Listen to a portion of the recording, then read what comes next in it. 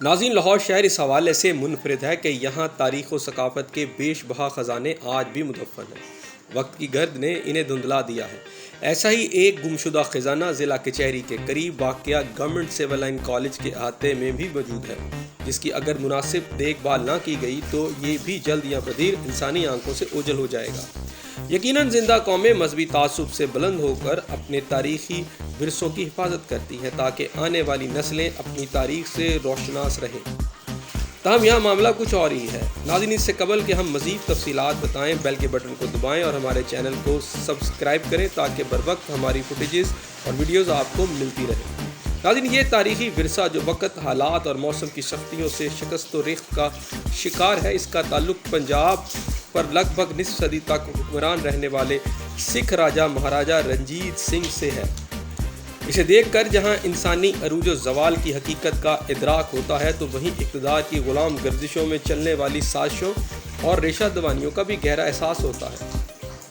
یہ تاریخی ورثہ 3 سمادھیوں کی شکل میں ہے جو راجہ رنجیت سنگھ کی دوسری بیوی اور اس کے تخت کے وارث کھڑک سنگھ کی ماں رانی راج کور، کھڑک سنگھ کی بیوی مہارانی چاند کور اور کھڑک سنگھ کے بیٹے نو نہال کی بیوی صاحب کور کی ہیں۔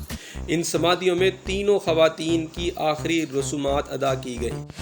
ناظرین، پنجاب پر 50 سال تک قائم رہنے والی سکھ اقتدار کا خاتمہ راجہ رنجیت سنگھ کی 26 جون 1839 کو وفات کے تقریباً 10 سال بعد ہی ہو گیا۔ مہارانی چاند کور انتہائی خوبصورت تھی۔ وہ اپنے مالاکوتی حسن کی وجہ سے جانی جاتی تھی۔ اس کا عرصہ حیات 1802 سے لے کر 1842 تک بتایا جاتا ہے۔ اس کا تعلق سکھوں کی کنہیا مثل سے تھا۔ کھڑک سنگھ کی موت کے بعد رانی چاند کور محض 1.5 ماہ اقتدار میں رہی۔ اسے زبردستی اقتدار سے علیحدہ کر دیا گیا اور 9 لاکھ کی سالانہ آمدن دے دی گئی۔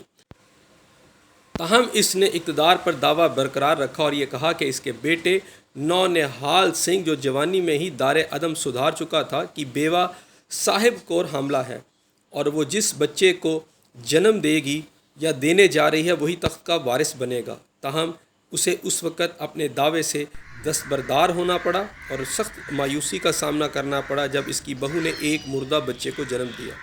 مد مقابل شیر سنگھ نے لاہور پر کامیاب حملہ کیا، جس کے دوران مہارانی کو اس کے ملازمین نے پراسرار طور پر قتل کر دیا۔ آج کالج کے ایک خاموش حصے میں راجہ رنجیت سنگھ کی اہلیہ، بہو اور پوتے کی بیوی کی یہ سمادھیاں ختم ہونے کے قریب ہیں۔ ناظرین، ضرورت اس امر کی ہے کہ حکومت ان سمادھیوں کی زبوں حالی کا نوٹس لے اور اس تاریخی ورثے کو بچانے کے لیے عملی اقدامات اٹھائے۔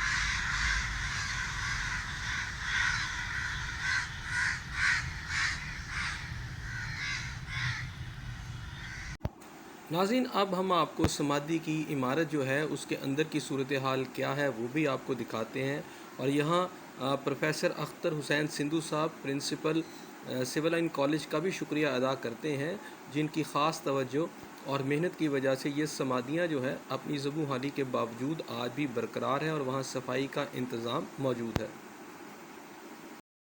تو ہم بلڈنگ دیکھتے ہیں تو ہمارے ذہن میں یہ آتا ہے کہ شاید بلڈنگ 1886 میں جب اس یہاں پہ ڈی اے وی کالج کا آغاز ہوا ہے تو اس کی ہسٹری یہاں تک ہے، حالانکہ اس ایریا کی ہسٹری اتنی ہی پرانی ہوتی ہے جتنی کہ انسان جو ہے وہ جان سکتا ہے۔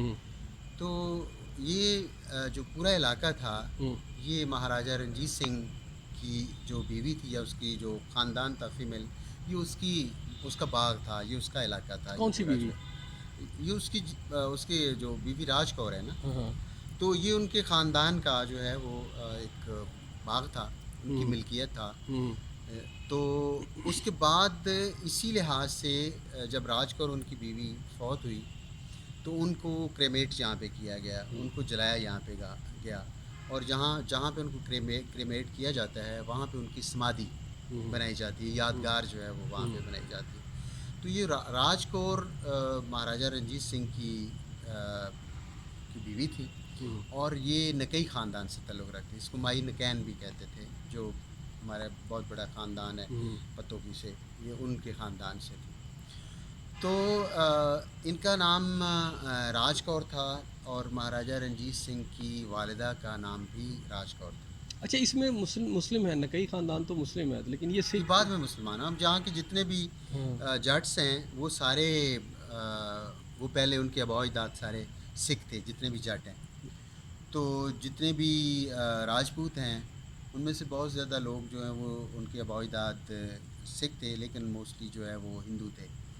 تو اسلام تو یہاں پہ 712 میں آیا ہے نا، اس سے پہلے یہاں پہ جو لوگ رہتے تھے تو وہ کسی نہ کسی خاندان سے تعلق رکھتے تھے۔